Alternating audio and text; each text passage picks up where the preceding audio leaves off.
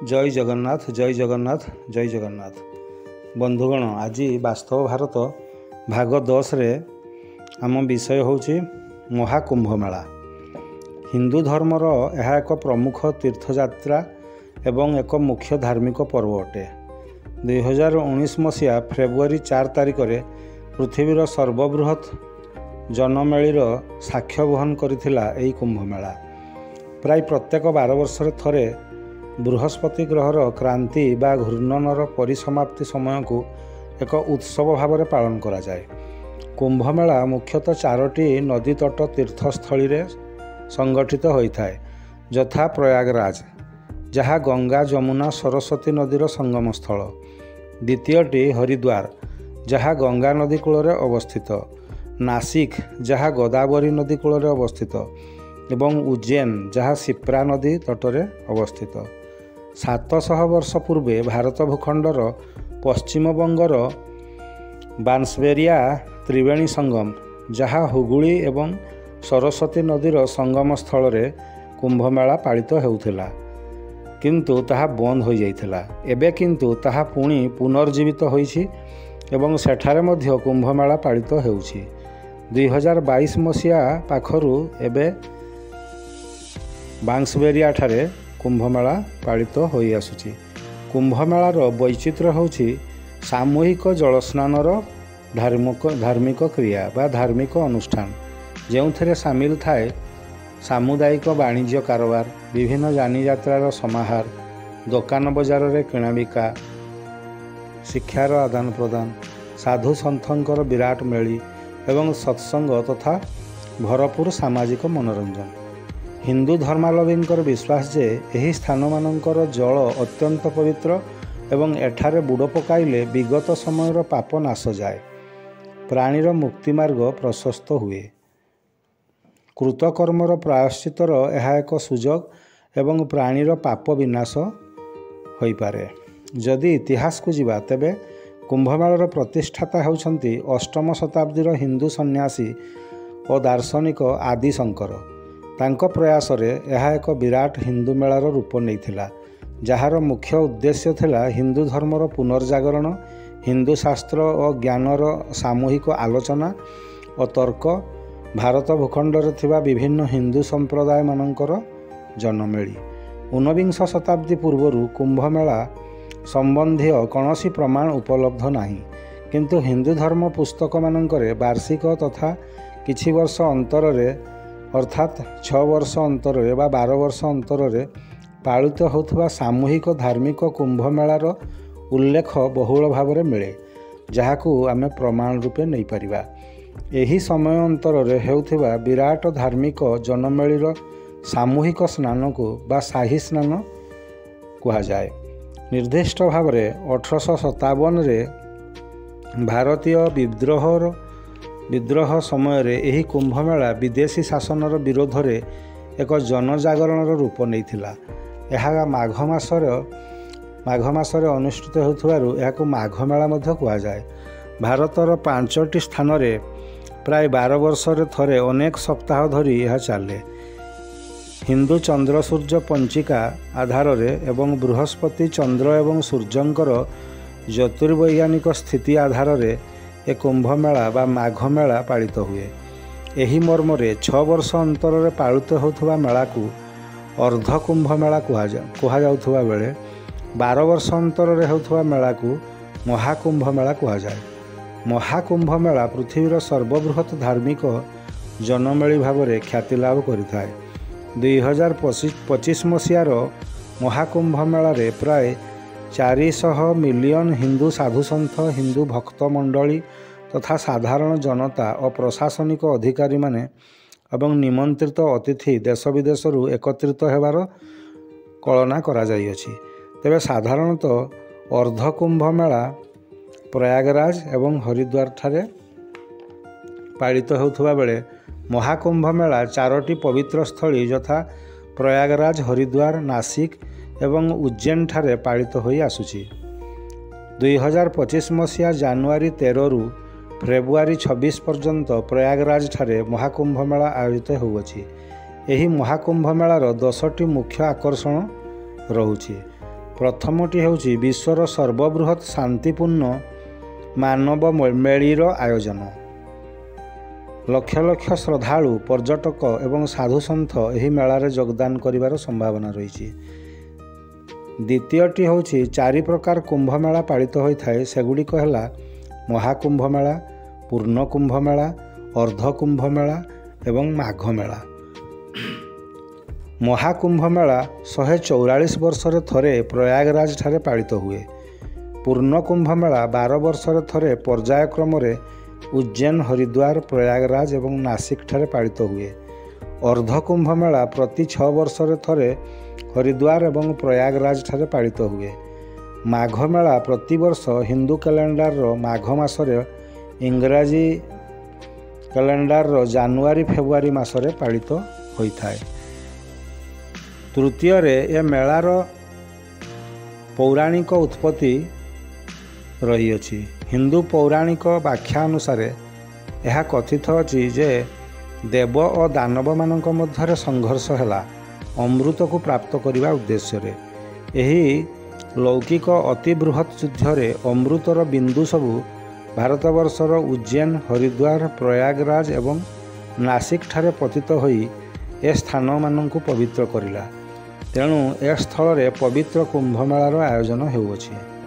ଚତୁର୍ଥରେ, ଏ ମହାକୁମ୍ଭମେଳାର ସମୟର ଆଷ୍ଟ୍ରୋଲୋଜିକାଲ ଇମ୍ପୋର୍ଟାନ୍ସ ବା ଜ୍ୟୋତିର୍ବୈଜ୍ଞାନିକ ଗୁରୁତ୍ୱ ରହିଅଛି।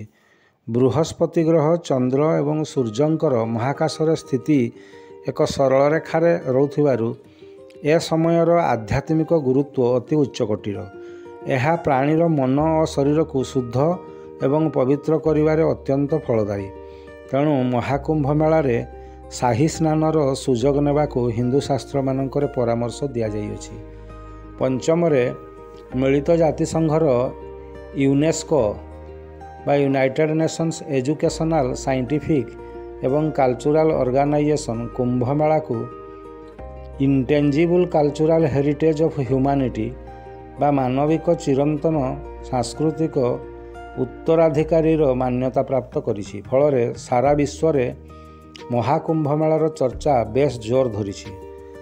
ଷଷ୍ଠରେ, ଏହି ବିଶାଳ ପ୍ରାକୃତିକ, ସାଂସ୍କୃତିକ ଓ ଧାର୍ମିକ ସ୍ଥଳରେ ହଜାର ହଜାର ସାଧୁ, ସନ୍ଥ, ସନ୍ନ୍ୟାସୀମାନଙ୍କର ଆଗମନ। ସେମାନଙ୍କ ମଧ୍ୟରେ ରହିଛି ଭିନ୍ନ ଭିନ୍ନ ଧାର୍ମିକ ଅଭ୍ୟାସ ଏବଂ ଭିନ୍ନ ଭିନ୍ନ ରୂପ ବିନ୍ୟାସରେ ମଣ୍ଡିତ ଆକର୍ଷଣୀୟ ବେଶଭୂଷା। ବିଶେଷ ଭାବରେ ନାଗା ସାଧୁ ସେମାନଙ୍କର ଭଗବାନ ଶିବଙ୍କର ଶ୍ରଦ୍ଧାଳୁ। ସେମାନେ ସମସ୍ତେ ଭଗବାନ ଶିବଙ୍କର ଶ୍ରଦ୍ଧାଳୁ ଅର୍ଥାତ୍ ଶୈବ। ସେମାନଙ୍କର ଧାର୍ମିକ ଅଭ୍ୟାସ ଓ ଉଲଗ୍ନ ରୂପ ବିନ୍ୟାସ ପାଇଁ ସେମାନେ ଖ୍ୟାତ। ସପ୍ତମରେ, ପବିତ୍ର ଜଳରେ ସାମୂହିକ ସ୍ନାନ ବା ସାହି ସ୍ନାନ, ଯାହା ମନୁଷ୍ୟକୁ ମୋକ୍ଷ ପ୍ରଦାନ କରିପାରିବାର ବିଶ୍ୱାସ ରହିଥାଏ ଶ୍ରଦ୍ଧାଳୁଙ୍କ ମନରେ। ଗଙ୍ଗା, ସରସ୍ୱତୀ, ଯମୁନା ଏବଂ କାବେରୀ ନଦୀର ପବିତ୍ର ଜଳରାଶିରେ ମହାସ୍ନାନ କରିବାରେ ଥାଏ ଶ୍ରଦ୍ଧାଳୁଙ୍କର ଅପୂର୍ବ ଆନନ୍ଦାନୁଭୂତି। ଅଷ୍ଟମରେ, ଏହି ପ୍ରମୁଖ ତୀର୍ଥସ୍ଥଳୀକୁ କେବଳ ହିନ୍ଦୁ ତୀର୍ଥଯାତ୍ରୀମାନେ ଯେ ଆସନ୍ତି ବା ଆକର୍ଷିତ ହୁଅନ୍ତି ତା ନୁହେଁ। ଅନ୍ୟ ଧର୍ମାବଲମ୍ବୀ ସାଧୁ, ସନ୍ନ୍ୟାସୀ, ସନ୍ଥ ଓ ସାଧାରଣ ଜନତା ମଧ୍ୟ ସାରା ବିଶ୍ୱରୁ ଆକର୍ଷିତ ହୋଇ ଆସିଥାନ୍ତି। ଏହି ମହା ସାଂସ୍କୃତିକ ଏବଂ ଧାର୍ମିକ ଘଟଣା ପ୍ରବାହକୁ ଥରେ ସ୍ୱଚକ୍ଷୁରେ ଦେଖିବାକୁ ଚାଲି ଆସନ୍ତି ଲକ୍ଷ ଲକ୍ଷ ସଂଖ୍ୟାରେ ଭକ୍ତ। ନବମରେ, କୁମ୍ଭମେଳା ବା ମହାକୁମ୍ଭମେଳା ସ୍ଥାନୀୟ ଅର୍ଥନୀତିକୁ ବେଶ୍ ଦୃଢ଼ କରିବାରେ ସହାୟକ ହୋଇଥାଏ। ଏ ମେଳା ଅନେକ ରୋଜଗାରର ସୁଯୋଗ ଯୋଗାଇଥାଏ।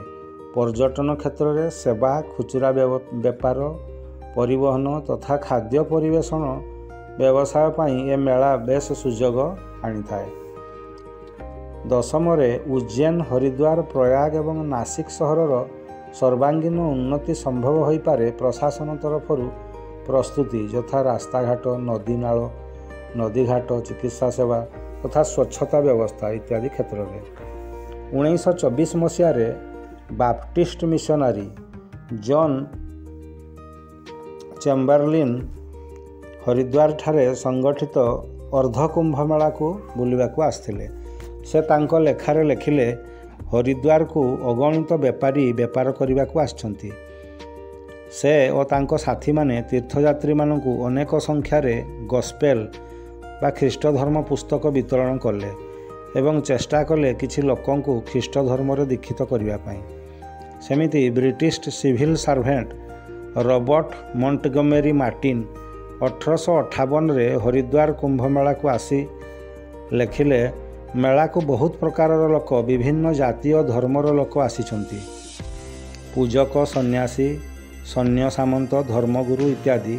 ମେଳାକୁ କାବୁଲ, ବୁଖାରା ଏବଂ ତୁର୍କିସ୍ତାନରୁ ଘୋଡ଼ା ବେପାରୀମାନେ ଆସିଛନ୍ତି।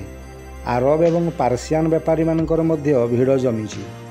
ରାସ୍ତା କଡ଼ରେ ଶସ୍ୟ ବେପାରୀ, ପ୍ରସାଧନ ସାମଗ୍ରୀର ବେପାରୀ, ଖାଦ୍ୟ ସମ୍ଭାର, ଲୁଗାପଟା, ଖେଳନା ଏବଂ ଘରୋପକରଣର ବେପାର ବେଶ୍ ଜମିଛି। ତୀର୍ଥଯାତ୍ରୀଙ୍କର ପଟୁଆର ଚତୁର୍ଦିଗରୁ ମାଡ଼ି ଆସୁଛନ୍ତି। ପାଟିରେ ବୋଲ ବୋଲ ମହାଦେବର ନାରାବାଜି ଶୁଭୁଛି। ରାତିରେ ନଦୀ କୂଳରେ ଅଗଣିତ କୁଟୀର ଓ ବିଭିନ୍ନ ଧର୍ମର ଆଖଡ଼ାରେ ତେଲ ଦୀପ, ମଶାଲ ଇତ୍ୟାଦି ଜଳି ଉଠୁଛି। ରାତିରେ ନଦୀ କୂଳରେ ଆତସବାଜିର ଖେଳ ବେଶ୍ ଚିତ୍ତାକର୍ଷକ ଲାଗୁଛି। ଆଖଡ଼ାମାନଙ୍କରୁ ଭାସି ଆସୁଛି ମନ୍ତ୍ର ଓ କୀର୍ତ୍ତନର ଗୁରୁଗମ୍ଭୀର ସ୍ୱର। ନଦୀ ଗର୍ଭରେ ଭାସୁଛି ଅସଂଖ୍ୟ ଭାସମାନ ଦୀପ, ଯାହାକୁ ପ୍ରତ୍ୟେକ ତୀର୍ଥଯାତ୍ରୀ ଭସାଉଛନ୍ତି ଏବଂ ସେଗୁଡ଼ିକ ନଦୀର ସ୍ରୋତରେ ତଳମୁଣ୍ଡକୁ ଭାସି ଚାଲିଛି, ସତେ ଯେମିତି ଆଲୋକର ପଟୁଆର। ଅନେକ ହିନ୍ଦୁ ରାଜା, ଶିଖ ରାଜା ଏବଂ ମୁସଲମାନ ନବାବମାନେ ମେଳାରେ ବୁଲୁଛନ୍ତି ତାଙ୍କ ପଟୁଆରକୁ ନେଇ। ଅନେକ ବିଦେଶୀ ପର୍ଯ୍ୟଟକ, ୟୁରୋପିଆନ, ଖ୍ରୀଷ୍ଟିଆନ ମିଶନାରିଜ୍ ମଧ୍ୟ ମେଳାର ମଜା ନେଉଛନ୍ତି। ଖ୍ରୀଷ୍ଟିଆନ ମିଶନାରିଜମାନେ ବାଇବେଲ ଏବଂ ଗସ୍ପେଲ ପୁସ୍ତକ ସବୁ ବାଣ୍ଟୁଛନ୍ତି ଇତ୍ୟାଦି ଇତ୍ୟାଦି।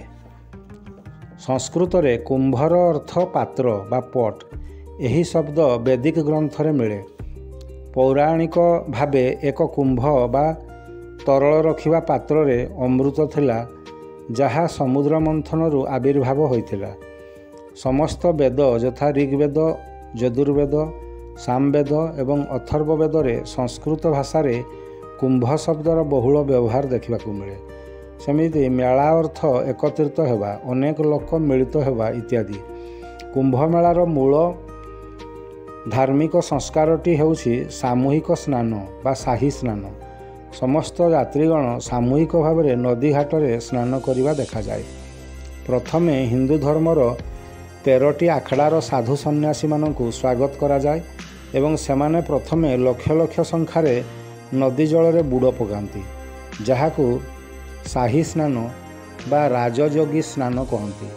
ସେମାନେ ଲକ୍ଷ ଲକ୍ଷ ସଂଖ୍ୟାରେ ପଦଯାତ୍ରାରେ ଆସନ୍ତି, ହାତରେ ପତାକା ଏବଂ ନିଜ ଆଖଡ଼ାର ପତାକା ସହିତ ହାତୀ, ଘୋଡ଼ାରେ ଚଢ଼ି, ବାଦ୍ୟଯନ୍ତ୍ର ବଜାଇ, ତୁରୀ, ମହୁରୀ, ଭେରୀ ବଜାଇ ନଦୀ ଘାଟ ଆଡ଼କୁ ଆସନ୍ତି। ସେମାନଙ୍କ ଶରୀର ସମ୍ପୂର୍ଣ୍ଣ ଉଲଗ୍ନ ଥାଏ ବା ଅର୍ଦ୍ଧ ଉଲଗ୍ନ ଥାଏ। ଦେହରେ ପାଉଁଶ ବଳା ହୋଇଥାଏ। ଏମାନେ ସମସ୍ତେ ଶିବ ଉପାସକ ଏବଂ ବିଭିନ୍ନ ନାଗା ସମ୍ପ୍ରଦାୟ ଅନ୍ତର୍ଭୁକ୍ତ। ପୋଷାକ ପିନ୍ଧା ସନ୍ନ୍ୟାସୀ ମଧ୍ୟ ଥାନ୍ତି। ଗଣେଶ, ଦତ୍ତାତ୍ରେୟ, ହନୁମାନ ଇତ୍ୟାଦି ଦେବତାଙ୍କର ଛବି ଏବଂ ନିଜ ସମ୍ପ୍ରଦାୟର ଚିହ୍ନ ଥିବା ପତାକା ଧରି ଧାଡ଼ି ବାନ୍ଧି ସାମୂହିକ ପଦଯାତ୍ରାରେ ଆସନ୍ତି। ଦେଶର ବିଭିନ୍ନ ପ୍ରାନ୍ତରରୁ ଆସୁଥିବା 13ଟି ଆଖଡ଼ା ମଧ୍ୟରୁ ସର୍ବବୃହତ୍ ଆଖଡ଼ା ହେଉଛି ବାରାଣାସୀରେ ଥିବା ଶ୍ରୀ ପଞ୍ଚଦଶନମ ଜୁନା ଆଖଡ଼ା। ଏହା ଆଦି ଶଙ୍କରାଚାର୍ଯ୍ୟଙ୍କ ଦ୍ୱାରା ପ୍ରତିଷ୍ଠିତ ହୋଇଥିଲା ଏବଂ ଏହା ଶୈବମାନଙ୍କର ଦଶନାମୀ ସମ୍ପ୍ରଦାୟମାନଙ୍କର ଆଖଡ଼ା। 13ଟି ଆଖଡ଼ା ମଧ୍ୟରୁ 10ଟି ହିନ୍ଦୁ ସମ୍ପ୍ରଦାୟର ଏବଂ 3ଟି ଶିଖ୍ ସମ୍ପ୍ରଦାୟର ଅନ୍ତର୍ଭୁକ୍ତ। 10ଟି ହିନ୍ଦୁ ଆଖଡ଼ା ମଧ୍ୟରୁ 7ଟି ଶୈବମାନଙ୍କର ଅର୍ଥାତ୍ ଶିବ ଉପାସକମାନଙ୍କର ଏବଂ 3ଟି ବୈଷ୍ଣବମାନଙ୍କର ଅର୍ଥାତ୍ ବିଷ୍ଣୁ ଉପାସକମାନଙ୍କର। 3ଟି ଶିଖ୍ ଆଖଡ଼ା ମଧ୍ୟରୁ ଗୁରୁ ନାନକଙ୍କର ପୁତ୍ରଙ୍କ ଦ୍ୱାରା ପ୍ରତିଷ୍ଠିତ 2ଟି ଉଦାସୀ ଆଖଡ଼ା ଅନ୍ତର୍ଭୁକ୍ତ ଏବଂ ଅନ୍ୟ ଗୋଟିଏ ନିର୍ମଳା ଆଖଡ଼ା ଅନ୍ତର୍ଭୁକ୍ତ। ଏସବୁ ଆଖଡ଼ା ସୈନିକ ସନ୍ନ୍ୟାସୀ ପରମ୍ପରାକୁ ବହନ କରି ଚାଲିଛନ୍ତି। ସମାଜରେ ଅନ୍ୟାୟ ଅନୀତି ବଢ଼ିଲେ ଏ ଆଖଡ଼ାମାନେ ତାର ମୁକାବିଲା ପାଇଁ ପ୍ରସ୍ତୁତ ଥାନ୍ତି। ଭାରତରେ ଇଂରେଜୀ ଶାସନ ପୂର୍ବରୁ ଏହି ଆଖଡ଼ାମାନେ କୁମ୍ଭମେଳାର ପରିଚାଳନା କରୁଥିଲେ। ପରାଧୀନ ହେବା ପରେ ଇଂରେଜ ସରକାର ତା'ର ପରିଚାଳନା କଲେ, ଯାହା ତାଙ୍କ ସ୍ୱାର୍ଥକୁ ସୁହାଇଲା। କାରଣ ଏ କୁମ୍ଭମେଳା କେବଳ ଏକ ଧାର୍ମିକ ମେଳା ନୁହେଁ, ଏହା ଏକ ଅର୍ଥନୈତିକ କାରବାରର ପେଣ୍ଠସ୍ଥଳୀ ମଧ୍ୟ ଅଛି ଏବଂ ଇଂରେଜ ସରକାର ଏଥିରୁ ଭଲ ପଇସା ରୋଜଗାର କରିପାରୁଥିଲେ। 1947 ପରେ ଭାରତ ସରକାରଙ୍କର ଅଧୀନରେ ରାଜ୍ୟ ସରକାରମାନେ ତା'ର ପରିଚାଳନା ଦାୟିତ୍ୱ ନେଇଛନ୍ତି। ଏହି 2025 ମସିହା ମହାକୁମ୍ଭ ମେଳାର ସବୁଠାରୁ ଗୁରୁତ୍ୱପୂର୍ଣ୍ଣ କଥା ହେଉଛି ଏହା 144 ବର୍ଷ ପରେ ହେଉଅଛି, ଯେଉଁଥିରେ ବୃହସ୍ପତି, ସୂର୍ଯ୍ୟ ଏବଂ ଚନ୍ଦ୍ରର ସ୍ଥିତି ଏକ ସରଳ ରେଖାରେ ହେଉଅଛି ଏବଂ ଏହାର ପ୍ରଭାବ ଜୀବର ଆଧ୍ୟାତ୍ମିକ ମାର୍ଗକୁ ପ୍ରଶସ୍ତ କରିବାର ସୁଯୋଗ ଦେଉଅଛି।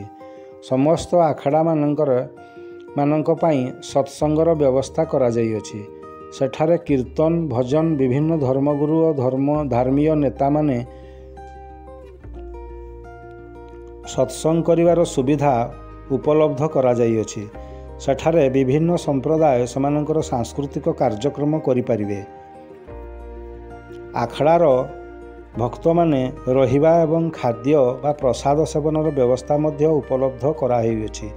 ସାରା ପ୍ରୟାଗରାଜରେ ହୋଟେଲ, ଲଜ୍, ରେସିଡେନ୍ସିର ବ୍ୟବସ୍ଥା ସବୁ ବର୍ଗର ଯାତ୍ରୀମାନଙ୍କ ପାଇଁ ଉପଲବ୍ଧ ହେଉଅଛି। ଯାତ୍ରୀମାନେ ଚାହିଁଲେ ଟେଣ୍ଟ କ୍ୟାମ୍ପରେ ମଧ୍ୟ ରହିପାରିବେ। ବିଭିନ୍ନ ଚେରିଟେବୁଲ ଅର୍ଗାନାଇଜେସନ୍ ଦ୍ୱାରା ଆଶ୍ରମ କ୍ୟାମ୍ପର ମଧ୍ୟ ବ୍ୟବସ୍ଥା ରହୁଛି। ଏହି କ୍ୟାମ୍ପମାନଙ୍କରେ ପ୍ରୟାଗରାଜର ପବିତ୍ରତାକୁ ଉପଲବ୍ଧି କରିବା ପାଇଁ ଏବଂ ମହାକୁମ୍ଭ ମେଳାକୁ ସଠିକ୍ ଉପଭୋଗ କରିବା ପାଇଁ ସମସ୍ତ ବ୍ୟବସ୍ଥା ଉପଲବ୍ଧ କରାଯାଇଅଛି। ସାହି ସ୍ନାନ କେବଳ ଆଖଡ଼ାର ସନ୍ନ୍ୟାସୀମାନଙ୍କ ପାଇଁ ନିର୍ଦ୍ଦିଷ୍ଟ ଘାଟର ବ୍ୟବସ୍ଥା ଅଛି। ସାଧାରଣ ଯାତ୍ରୀଙ୍କର ପାଇଁ ନଦୀର ଅନ୍ୟାନ୍ୟ ଘାଟରେ ସ୍ନାନର ବ୍ୟବସ୍ଥା କରାଯାଇଅଛି। ପୋଷାକ ବଦଳାଇବା ପାଇଁ ମଧ୍ୟ ପ୍ରଶାସନ ସ୍ୱତନ୍ତ୍ର କୋଠରୀର ବ୍ୟବସ୍ଥା କରିଛନ୍ତି। ସାଂସ୍କୃତିକ କାର୍ଯ୍ୟକ୍ରମ ପାଇଁ ସ୍ୱତନ୍ତ୍ର ମଞ୍ଚ ବ୍ୟବସ୍ଥା କରାଯାଇଅଛି। ମହାକୁମ୍ଭ ମେଳା 2025ର କେତେକ ପ୍ରମୁଖ ଆଧ୍ୟାତ୍ମିକ ଦିବସ ବା ଘଟଣା ଗୁଡ଼ିକ ଆମେ ଏବେ କହୁଛୁ। ପ୍ରଥମଟି ହେଉଛି ଜାନୁଆରୀ 13, 2025 ପୌଷ ପୂର୍ଣ୍ଣିମା। ଏହା ମକର ସଂକ୍ରାନ୍ତିର ପୂର୍ବ ଦିନ। ଏହା ପୂର୍ଣ୍ଣିମାର ଦିନ। ଏହି ଦିନ ଶ୍ରଦ୍ଧାଳୁ ଉପବାସ, ମୌନ, ଧ୍ୟାନ, ଶୌଚ ଇତ୍ୟାଦିର ପ୍ରତିଜ୍ଞା ନେଇ ସାରା ମହାକୁମ୍ଭ ମେଳାକୁ ଚରିତାର୍ଥ କରିବାର ପ୍ରତିଜ୍ଞା ନେଇଥାଏ। ଦ୍ୱିତୀୟ ହେଉଛି ଜାନୁଆରୀ 14 ତାରିଖ 2025 ମକର ସଂକ୍ରାନ୍ତି। ଏହା ମହାକୁମ୍ଭ ମେଳାର ଆରମ୍ଭର ଦିନ। ଏହି ଦିନ ପ୍ରଥମ ସାହି ସ୍ନାନ ବା ରୟାଲ ସ୍ନାନ ଅନୁଷ୍ଠିତ ହେବାର ଦିନ ଅଟେ। ତୃତୀୟରେ ଜାନୁଆରୀ 24, 2025 ମୌନୀ ଅମାବାସ୍ୟା। ମୌନ ବା ସାଇଲେନ୍ସ ରହିବାର ପ୍ରତିଜ୍ଞା ନିଅନ୍ତି ଭକ୍ତଜନ। ଆଧ୍ୟାତ୍ମିକ ଜାଗୃତି ପାଇଁ ନିଜକୁ ପ୍ରସ୍ତୁତ କରନ୍ତି ଏହି ଦିନରୁ। ଏହି ଦିନ ମଧ୍ୟ ସାହି ସ୍ନାନ ସଂଗଠିତ ହୋଇଥାଏ। ଚତୁର୍ଥଟି ହେଉଛି ଫେବୃଆରୀ 3 ତାରିଖ 2025 ମସିହା ବସନ୍ତ ପଞ୍ଚମୀ। ଏହା ବସନ୍ତ ଋତୁର ଆଗମନର ଦିନ। ଏହା ଆନନ୍ଦ ଓ ଉଲ୍ଲାସର ଦିନ। ଏହି ଦିନ ମଧ୍ୟ ସାହି ସ୍ନାନ ସଂଗଠିତ ହୋଇଥାଏ। ପଞ୍ଚମ ଦିନଟି ହେଉଛି ଫେବୃଆରୀ 12 ତାରିଖ 2025 ମସିହା ମାଘ ପୂର୍ଣ୍ଣିମା। ଏହା ପୂର୍ଣ୍ଣିମାର ଦିନ। ଶ୍ରଦ୍ଧାଳୁ ନଦୀ ଜଳରେ ପୂଜା କରିଥାନ୍ତି, ସାହି ସ୍ନାନ କରିଥାନ୍ତି। ଏହି ଦିନ ସମସ୍ତ ପାପ ମନ ଓ ଶରୀରରୁ ନାଶ ଯିବାର ବିଶ୍ୱାସ ରହିଅଛି। ଷଷ୍ଠ ଦିନ ହେଉଛି ଫେବୃଆରୀ 26, 2025 ମହାଶିବରାତ୍ରି। ଏହି ଦିନ ଶିବଙ୍କର ଉପାସନା ସହିତ ମହାକୁମ୍ଭ ମେଳାର ଅନ୍ତିମ ଦିବସ ହୋଇଥାଏ। ଏହା ଅନ୍ତିମ ସ୍ନାନର ଦିନ। ମେଳାର ଅନ୍ୟାନ୍ୟ କାର୍ଯ୍ୟକ୍ରମ ଗୁଡ଼ିକ ମଧ୍ୟରୁ ପ୍ରମୁଖ ଆଉ କେତୋଟି ହେଲା ପ୍ରବଚନ, କୀର୍ତ୍ତନ, ଶାସ୍ତ୍ର ଆଲୋଚନା ଇତ୍ୟାଦି। ମେଳା ପଡ଼ିଆରେ ସାରା ମାସରେ ବିଭିନ୍ନ ସାଂସ୍କୃତିକ କାର୍ଯ୍ୟକ୍ରମର ସମ୍ଭାର ଦେଖିବାକୁ ମିଳେ, ଯଥା କଳାକୃତିର exhibition, laser light show, yoga classes, classical dance, musical performance ଇତ୍ୟାଦି। ବନ୍ଧୁଗଣ, ଏ ମହାକୁମ୍ଭ ମେଳା ଆମ ପାଇଁ ଖୁବ୍ ମହତ୍ତ୍ୱପୂର୍ଣ୍ଣ ସାବ୍ୟସ୍ତ ହୋଇପାରେ। ଆମ ଶରୀରର 72% ଭାଗ ଜଳ ଅଟେ, 12% ପୃଥିବୀ ଅଟେ, 6% ବାୟୁ ଅଟେ ଏବଂ 4% ଅଗ୍ନି, ବାକି 4% ଆକାଶରେ ଗଢ଼ା। जीवन को भल भाव जीवाकू जलर भूमिका अत्यंत गुरुत्वपूर्ण। सृष्टिर सबुकिछि एही पंचतत्वर खेल मात्र। पूरा ब्रह्मांड पंचतत्वर खेल मात्र। मनुष्य शरीर और जीवन प्रक्रियार कथा जेतेबेले विचार को निया जाए, कौनसी संस्कृति एते गभीर भावरे बा गभीर तत्व को जानिबा पाई प्रयास करि पारि नाही, जहाँ भारतीय मुनि ऋषिगण आविष्कार करि पारिथिले स्वाध्याय द्वारा।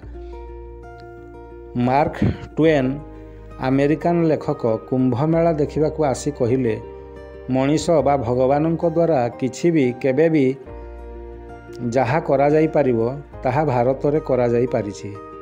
यह आश्चर्यर कथा जे विश्वासर शक्ति प्रदर्शन एही कुंभमेला रे प्रदर्शित हेउछि। विश्वासर शक्ति बुढ़ा रोगाक्रांत दुर्बल क्षीण मनुष्यर मन और शरीर रे ऊर्जा भरी देउछि। बिना अनुशोचन व्यक्ति परमार्थर मार्गरे अग्रसर हेबार से नियारा परंपरा वास्तव में अद्भुत। आम शरीर में 72 भाग जल एवं पृथ्वीर 72 भाग जल रहिबा भितरे किछि तो सामंजस्यता रही। पृथ्वी बक्षरे नदी मानकर संगम स्थल रे महाकुंभमेलार आयोजन आम शरीर पृथ्वी सहित जड़ित। कुंभमेलार मौनी अमावास्यारू निजको अंतर्मुखी कराइबा ठारू महाशिवरात्रि रे निर्जला उपवास करिबा मध्यरे परमार्थ प्राप्ति करिवार मार्ग प्रशस्त होई उठुची मनुष्य जीवन रे। एही परंपरा प्रथमे किछि मुनि ऋषिंक द्वारा आरंभ होई आजी एक विराट महाकुंभ मेलार रूप नेइछि। यह पृथ्वी पृष्ठ रे मनुष्यकृत सबुठारु बड़ घटना प्रवाह। सेठाकू गले आपण एक वास्तव भारतर रूप को देखिपारे। भारतर कणु अनुकोणरू निज जीविकारु किछि संचय करी लोक 2 दिन पाई कुंभमेला को आसी नदीर संगम स्थल रे बुड़ोटीए पकाई मुक्तिर मार्ग को प्राप्त करिवार दंभ नहीं घर को फेरुछंती। से दिव्य अपूर्व आनंदर व्याख्या करा जाई न पारे। सिंपल फेथ बा सरल विश्वासर असीम शक्तिर ज्वलंत दृष्टांत होछि ए कुंभमेला। पृथ्वी पृष्ठ रे कौनसी सभ्यतारे मनुष्यर परमार्थ प्राप्ति पाई एपरी अविश्वसनीय विराट घटना केबे घटी नाही। यह केवल भारत रे ही घटी चली केउ अनंत कालरू। प्रिय भारतवासी कौन आज यह बुझिबारे असमर्थ? विदेशी भक्तंकर संख्या बढ़ी चली। भारतीय माने पाश्चात्य वस्तुवादी सभ्यता प्रति आकर्षित निज देशर सभ्यतारे लुचि रहिथिबा असीम संभावना को उपेक्षा करिबा अर्थ निज गोड़े निजे कुराड़ी मारिबा सदृश। यह वास्तव भारतर स्वप्न नुहे। निज भितरे रुचि रहिथिबा असरंती ऊर्जा और संभावना को चरितार्थ करी एक सुस्थ समृद्ध चैतन्ययुक्त विज्ञान रे अग्रणी सुंदर परंपरा रे भरा सुंदर भारत गठन करिबा ही वास्तव भारतर परिकल्पना। महाकुंभमेला आज सही संदेश देउछि। एक श्रृंखलित मनुष्य जीवनर आवश्यकता को ए कुंभमेलारू शिखी हेब। जीवन काल रे थरे कुंभमेला स्थली को जाई स्वचक्षुरे दृष्टांतमय घटना प्रवाहर अनुभूति नेबार कामना समस्तंक ठारे जाग्रत हेउ। एहा ही आमर कामना। आपण माने धैर्यर सहित महाकुंभमेला वास्तव भारत भाग 10 टी को संपूर्ण शुणिथिबारु धन्यवाद। जय जगन्नाथ, जय जगन्नाथ, जय जगन्नाथ।